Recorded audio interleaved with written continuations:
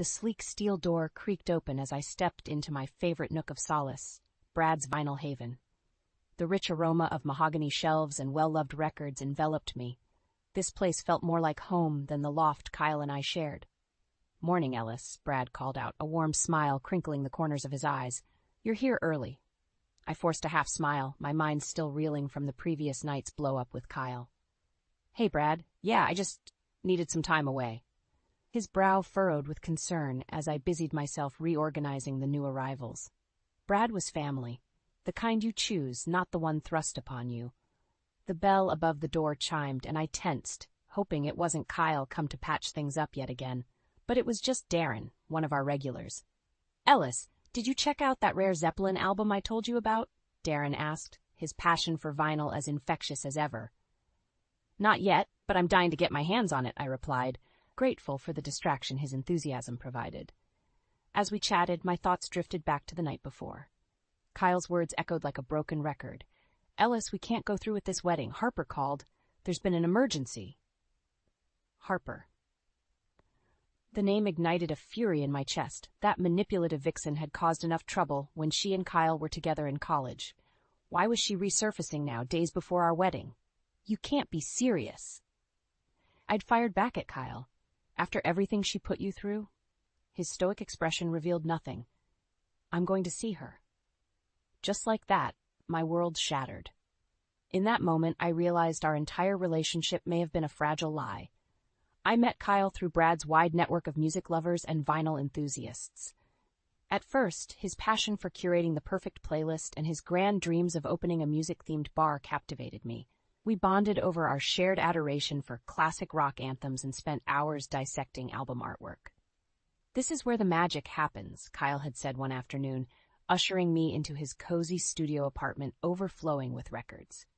Our connection felt electric, like finding your soulmate on the dance floor at Woodstock.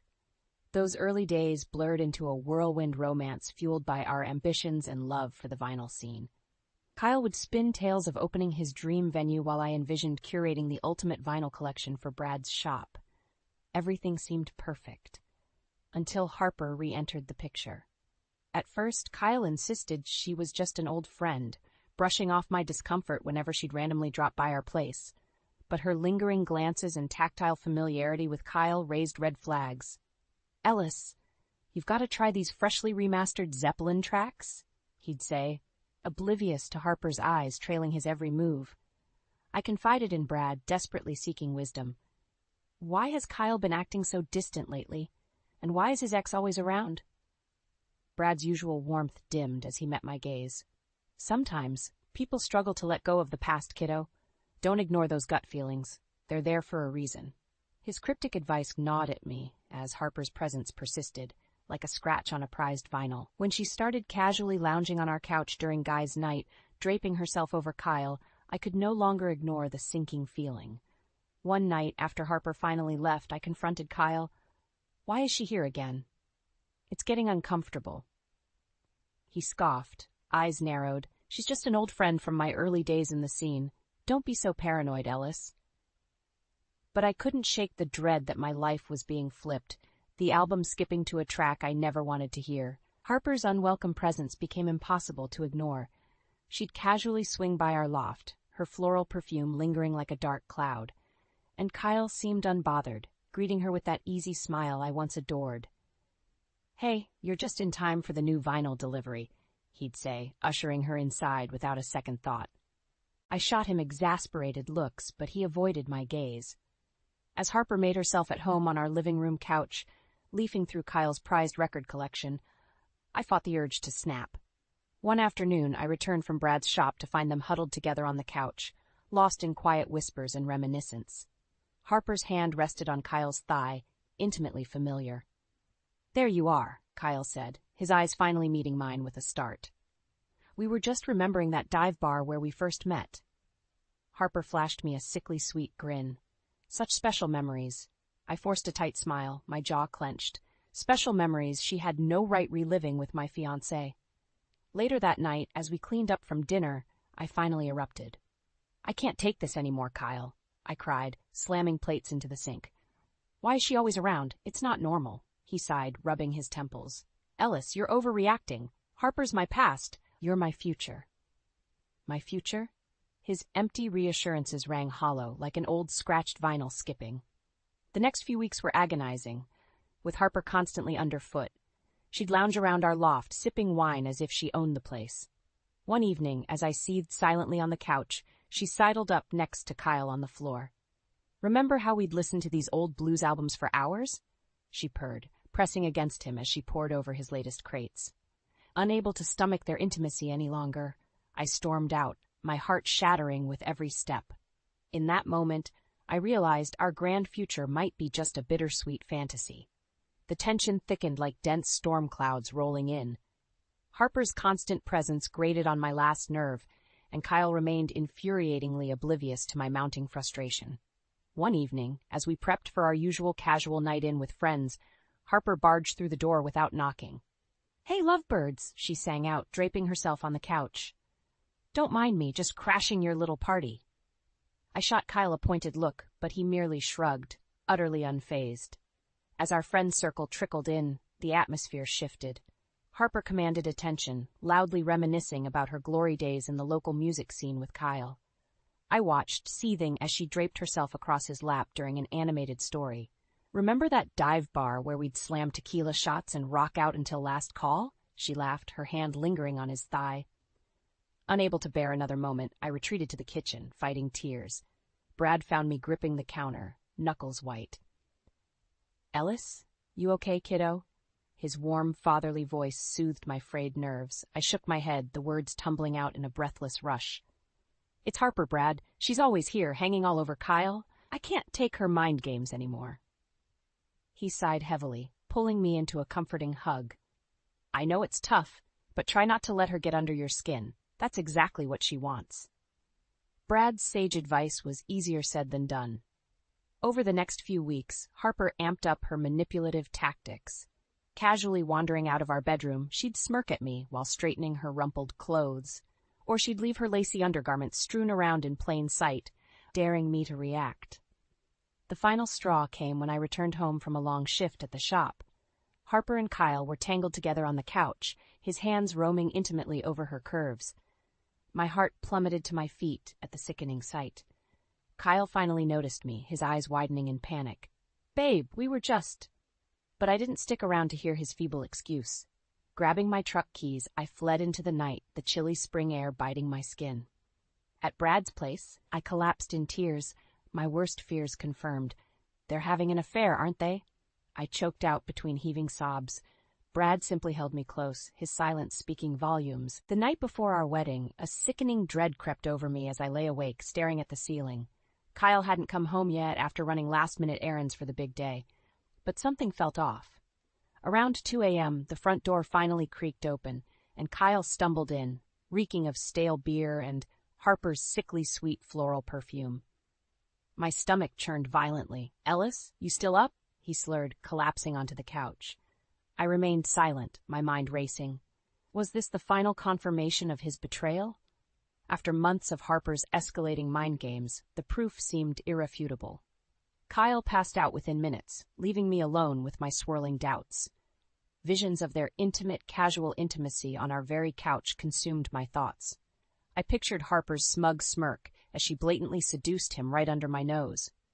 Dawn crept over the skyline, the first rays of sunlight filtering through the loft windows. In a few short hours, I was supposed to walk down the aisle and pledge my life to this man. But could I really go through with it, knowing his heart belonged to another? And rage-fueled determination burned within me, white-hot and unstoppable. Suddenly, everything became crystal clear. I wouldn't be the fool standing at that altar, only to inevitably get burned. Not this time. Grabbing my phone, I rapidly typed out a group message to our wedding party and families. "The wedding is off. Don't bother showing up." Kyle's phone buzzed incessantly from across the room, but I ignored it. Let him wake up to the chaos of his selfish actions. By the time he finally stirred, groggy and disoriented, the cancellation texts and voicemails were pouring in. "Whoa, what's going on?" he mumbled, massaging his throbbing temples. "Why are Mom and Dad blowing up my phone?" I emerged from the bedroom, my small duffel packed and jaw set with grim resolution. "Ah!" There's the beautiful bride-to-be, he slurred with a sloppy smile. Come here, baby. Don't you baby me, I spat, recoiling from his grasping hands. I'm not the one you'll be walking down the aisle with today. His brow furrowed in drunken confusion. Ellis, what are you talking about? I'm talking about you and your precious Harper. I exploded, hurling a couch cushion squarely at his head. I saw the signs. I knew your shady behavior was leading to this. Understanding finally flashed in his bleary eyes as he sank back onto the couch in resignation. So, I did what you failed to do. I hissed through gritted teeth. I canceled our wedding, our future together. Have fun with Harper. You two deserve each other.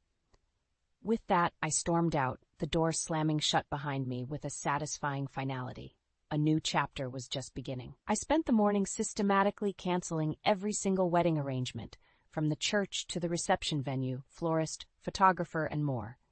With each crossed-off item on my list, a weight lifted from my shoulders.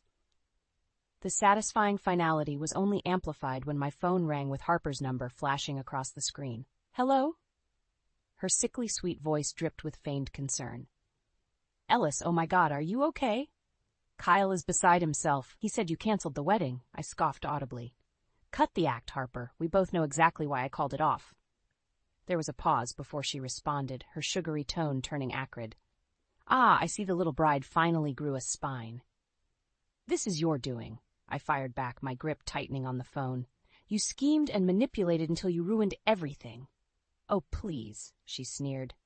Kyle came crawling back to me ages ago. If you were too naive to see it, that's on you. White-hot fury coursed through my veins at her callous admission.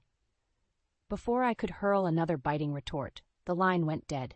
I hurled my phone across the room with a primal scream of rage. A pounding at the door made me jump. I flung it open, coming face to face with Kyle, his eyes wild and hair disheveled. Ellis, he cried, grabbing my hands desperately. Cancel the wedding, Harper needs me. I wrenched away from his grasp, nostrils flaring. Consider it canceled for good, you lying snake. Kyle stepped back, running a trembling hand through his matted hair. Babe, you've got this all wrong. I would never cheat. Save it, I cut him off, squaring my jaw. I'm done being the stupid, naive girl who overlooks the obvious. You want to ditch our wedding for your precious Harper? Message received, loud and clear. Tears sprang to his eyes as realization dawned. Ellis, please, let me explain. But I'd heard enough. Slamming the door in his ashen face, I sank against it, sobs racking my body. In that moment, it felt like the life I'd hoped for had crumbled to ashes. A few hours later, a knock at the door roused me from my grief-stricken haze. I swung it open to find my dad's hulking frame filling the doorway, jaw set in a hard line. Daddy, I croaked out, fresh tears spilling down my cheeks. His arms encircled me in a bone-crushing hug. It's okay, baby girl, he murmured gruffly. I'm here now. Peering over his shoulder, I noticed my mom hovering behind him, wringing her hands anxiously. Dad's message was clear. Nobody messed with his little girl without facing his wrath. Dread sank in my gut, realizing the turmoil that was still to come. But I found grim solace that the worst was finally out in the open. With my parents' steadfast support, I braced myself for the inevitable onslaught from Kyle and his family. Sure enough, within hours of my dad's arrival, a torrent of furious calls and texts bombarded my phone. Ellis, sweetheart, please pick up. Mom and Dad's concerned voices echoed on the voicemail. The Bennetts are here, and things are getting heated. I steeled myself before heading downstairs, my dad's hulking frame a reassuring presence at my side. In the living room, a tense standoff awaited. Kyle was slumped on the couch, head cradled in his hands, as his parents loomed over him like disapproving sentries. To my surprise, Harper lingered in the corner, arms crossed defiantly, and beside her, a grim-faced Brad watched the scene unfold. You've got some nerve showing your face here, Dad growled, his piercing glare fixed squarely on Kyle. Kyle flinched as if struck, his eyes finally meeting mine with a desperate plea. Ellis, please, you have to let me explain. Before he could continue, his father stepped forward, his expression thunderous. No, son. Gregory Bennett's deep baritone cut through the tension like a knife. You don't get to speak after this despicable stunt. I felt a twinge of satisfaction watching Kyle wither under his dad's withering glare. You not only betrayed your fiancé in the worst way, Gregory continued, his voice eerily calm, You brought shame and dishonor on our entire family." Mom squeezed my hand in a silent show of support as the Bennetts erupted into a furious volley of recriminations towards their son. Through it all, Harper simply observed the chaos with a self-satisfied smirk playing on her lips. When she caught my eye, she shot me a venomous glare that cut straight to my core. Pushing off the wall, she slinked towards Kyle and defiantly draped herself across his lap as the tirade continued to swirl around them. "Enough of this," she announced in a bored tone, effectively silencing the room. "Kyle made his choice, and I don't see why we're all still acting so shocked." My blood boiled as she nuzzled against his neck with a victorious grin. Greg turned his blazing glare on her. "You vile, home-wrecking little—" "Dad, stop!" Kyle cried, pulling Harper closer in a twisted show of allegiance. "Ellis and I are done. You all need to accept that and butt out." A deafening silence fell as his words sank in, their callous finality hanging heavy in the air. Instinctively, Brad moved to stand protectively by my side, his jaw clenched with barely contained fury. I finally found my voice, raw but unwavering. "You're right, Kyle," I stated, squaring my shoulders and meeting his gaze head-on. "We are done, but you'll live to regret this." With that vow lingering between us, I turned and walked away, leaving the wreckage of his choices behind me. In the aftermath of the explosive confrontation, life took on a surreal quality. The whirlwind of wedding planning and dreams for our future dissipated like smoke, leaving me adrift. Brad became my anchor during those turbulent weeks, letting me crash at his place until I found my footing again. "The shop's your home as long as you need it, kid," he reassured me with a warm hug. My parents, bless them, alternated staying over to keep me company and make sure I was coping okay. Mom would ply me with comforting, home-cooked meals, while Dad grumbled threats about teaching Kyle a lesson. "He'll get what's coming, Elle," Dad growled one night over a plate of Mom's famous meatloaf. "Mark my words." As the dust settled, news trickled in about the fallout engulfing Kyle and Harper. Apparently, her latest chaotic episode scuttled Kyle's fledgling business and music dreams yet again. I couldn't help but feel a twinge of pity for him being trapped in that toxic cycle. But the ache quickly dissolved, replaced by a hardened resolve. I was finally free of their drama. A few weeks later, Brad pulled me aside at the shop with an uncharacteristically grave expression. "Ellis, I've got some news I think you should hear from me first," he began carefully. "Kyle's officially out of your life. He covered all the cancellation fees for the wedding." I exhaled a breath I didn't realize I'd been holding. Part of me still harbored fears that Kyle would try to weasel his way back, resume his twisted grasp on my life. How is he doing?" I found myself asking, surprising even myself. Brad sighed heavily. "Not great from what I hear. Word is Harper's really gone off the rails again. Dragged him down into one of her manic episodes." Her name still made my blood boil, but I felt a strange sense of closure. The karma she wrought on herself and Kyle was punishment enough. "Well, I hope he's finally learned his lesson," I stated firmly, eager to purge the last remnants of their toxicity from my life. "As for me, I'm focused on finding true happiness now, without any of their mind games weighing me down." Brad smiled, patting my shoulder proudly. "That's my girl. You've got your whole life ahead of you to build something real, Ellis." The trash took itself out. Flashing him a grateful grin, I turned back to my work with renewed vigor. For the first time in ages, the future felt brimming with unlimited possibility, no longer tainted by Kyle and Harper's poisonous hold. My life was finally my own again, and I had no intentions of letting anyone jeopardize that hard-won freedom ever again.